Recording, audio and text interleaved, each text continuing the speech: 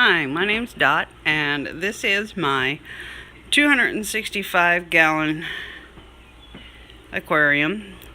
When we got this tank, it was painted black on the back.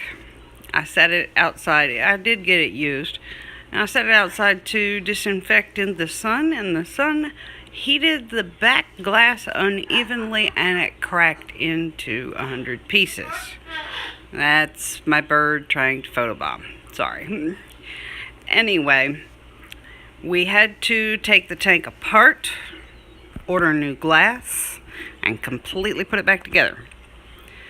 So that process started last August. It was finished around Christmas time. And we did quite a bit of DIY on this. The lights are DIY, except for the ones on the back. Those are the Fluval Fresh and Planted. And the two on the front, the middle and the front, are rain gutters that we painted black, put upside down. This fixture here has RGB waterproof LEDs in it.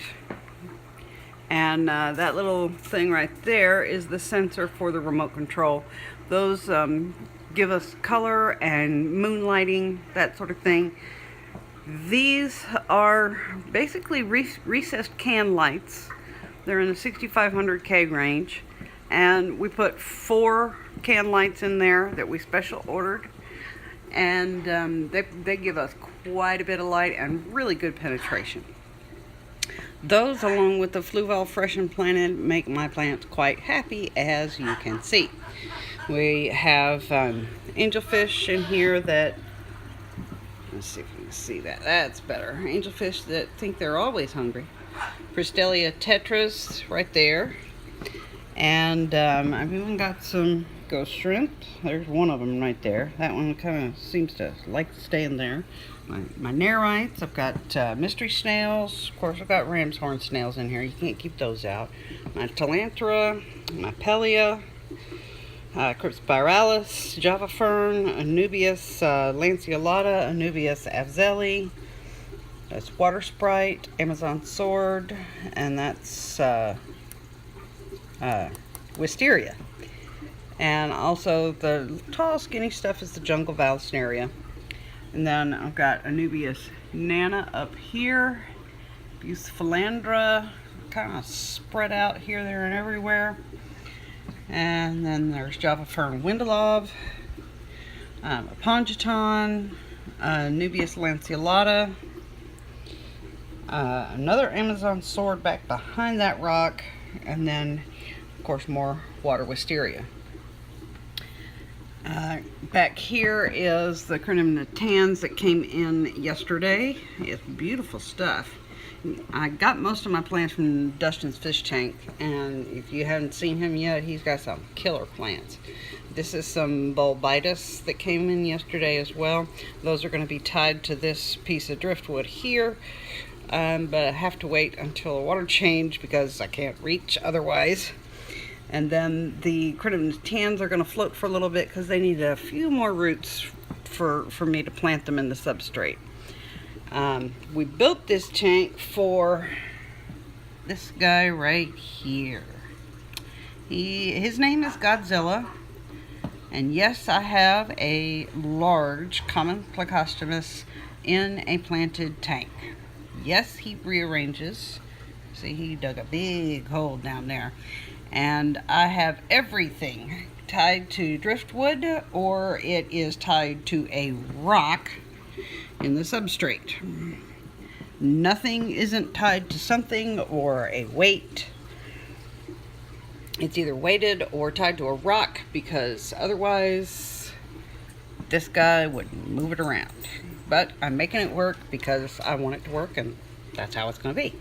Anyway, these big black things that you see, these are the overflows. It's basically 2-inch pipe that's been slotted, goes through the bulkhead in the back, down those pipes, and then down here into the cabinet. you can see they come in the back of the tank cabinet back there, down into the top of my sump. There's filter floss in here, and then I've got pot scrubbers there, and then lava rock there. I'll tell you about this pink straw thing in a minute. This is my refugium area where I've got my pothos, my heaters. It's kind of a big bubble trap, but I keep peat in there. This thing is an algae scrubber. Most people use them on saltwater tank. I decided why not use it on a fresh. This tank's only been set up for about 2 months, so there's not a whole lot there. Plus, the lights that I've got here are waterproof LEDs. They're warm white. They don't really have quite the right spectrum. I've got a light on the way for putting in here that will be the right spectrum and help me grow the algae that I want to grow. This pump is the return pump. It's 4,200 gallons per hour. By the time we have the head pressure, see there's a return right there, comes up into this lock line, and the lock line splits off. We go across the surface and down across the bottom, so there's really good circulation. With the head pressure, it reduces it to about 3,800 gallons per hour. Now, go over here to this side, and you'll see right here that pink straw comes right out of the sump, right out of the corner, and goes into this box, which has an STC 1000 heater controller. I wired it up, put it in this box. I run all my heaters on it. Yes, you saw 3 in the sump. There's 4 plugged in here. This one is for my quarantine tank. That way I am sure that the quarantine tank is exactly the temperature of the display tank. Right now I've got a school of neons that are going to be going up there. They've only been here for about a week and a half. So that's also my snail tank. I grow a lot of snails in there because I have a puffer in that tank. He's a little guy right now, though. I believe that is everything. I keep my nets at the ready right there. My other tanks are right here. Right now I'm using this one as a quarantine. It will be moved to another room shortly and be off my kitchen counter soon. But those are my Danios and Glow Light Tetras that are going to be going in my main display tank soon. This is my puffer tank, and he's pretty reclusive. Let's see, there he is. He's a little guy. He's only a couple inches long. He is, yes, he is a green spotted puffer, and he will be transitioning to brackish water. So the only thing I've got in there as far as live plants are concerned is this Anubias. I'm told they will convert over to brackish along with the tank. We shall see. Please excuse the mess that is my house because I have 5 cats, 2 dogs, and an Amazon parrot.